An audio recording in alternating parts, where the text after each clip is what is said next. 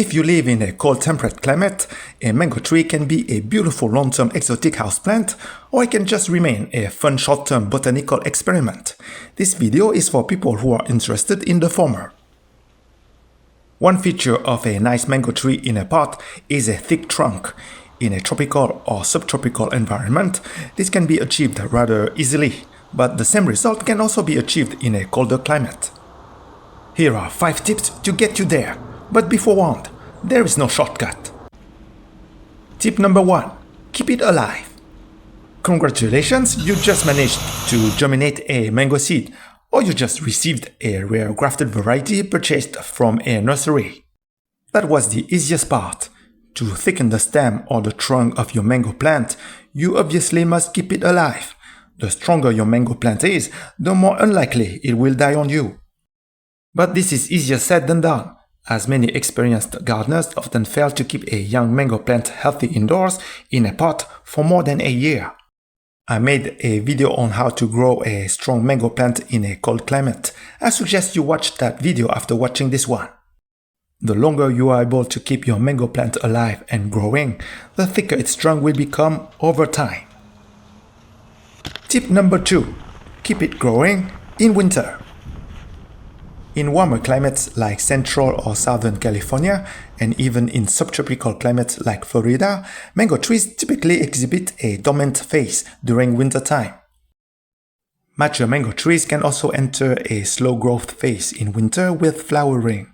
This can seem counterintuitive, but flowering is indeed not indicative of strong vegetative growth, at least when it comes to mangoes.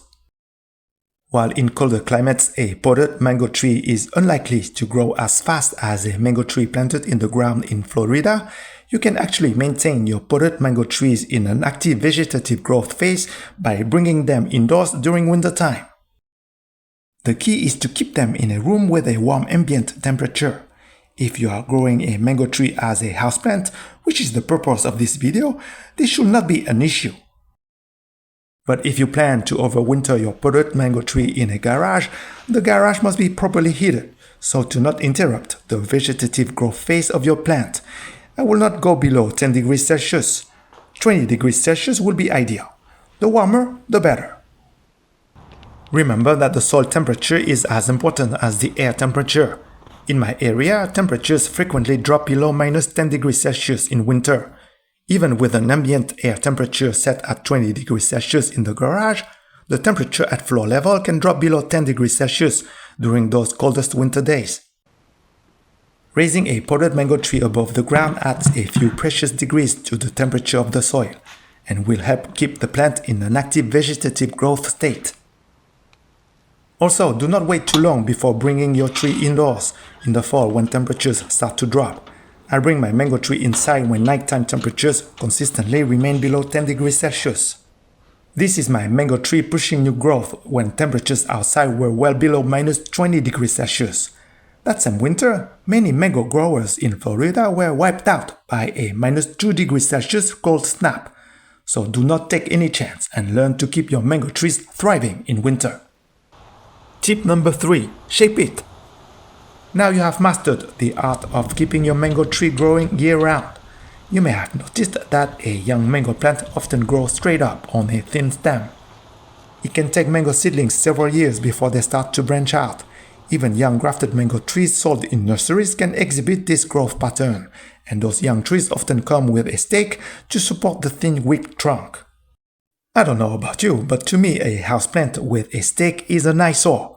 Shaping a mango tree not only enhances its aesthetics, but also induces it to thicken its trunk faster. Shaping a mango tree should be done by pruning and bending, typically in this order. Pruning with a heading cut can be performed when a mango seedling is about 1 year old.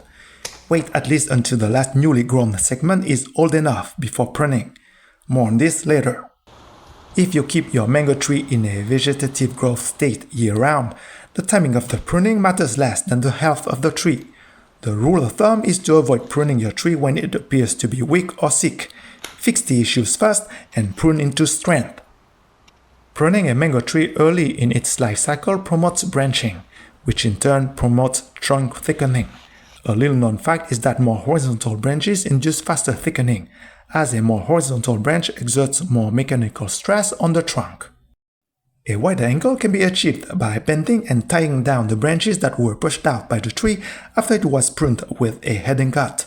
With some care, mango branches can be bent at extreme angles without snapping when they are still green.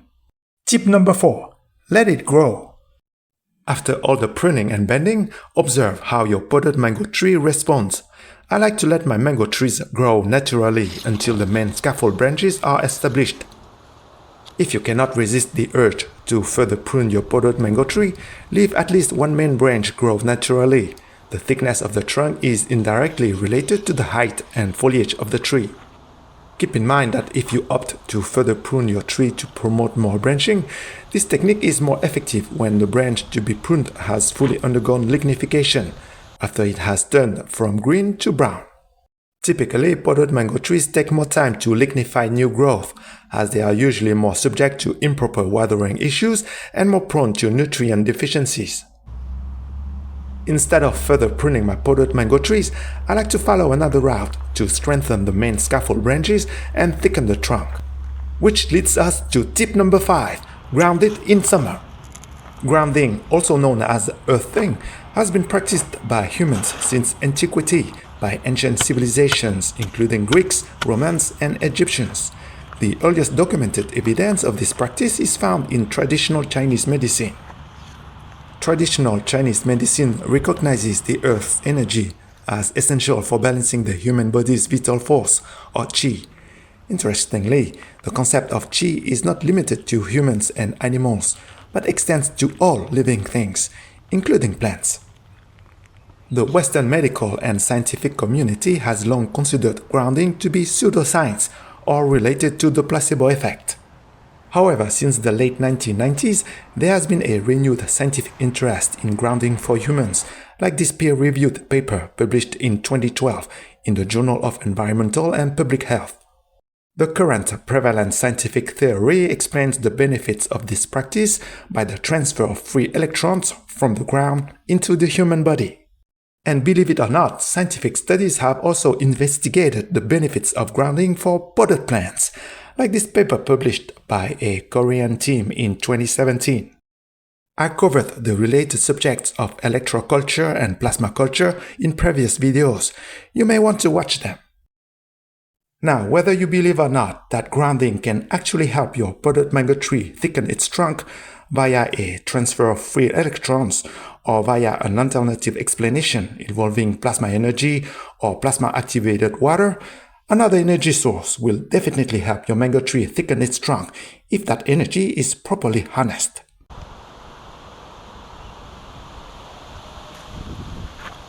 I'm talking about the wind. The energy of the wind will exert a mechanical stress on the branches of your young potted mango tree, which will respond by strengthening its branches and its trunk. The longer and leafier the branches are, the stronger the mechanical force exerted by the wind on the tree is. Mango wood is pretty flexible, so the risk of breakage is limited. But in strong wind, the risk that the pot might get knocked over should not be discounted. To prevent this, bury the pot as deep as possible. If you only have access to a balcony, or find the practice of grounding too esoteric, make sure to anchor the tree in some ways to avoid a bad surprise after a windy day. And if you do not have access to a balcony, a fan can also do the job. Thank you for watching. If you found this content interesting, you will certainly also enjoy these videos.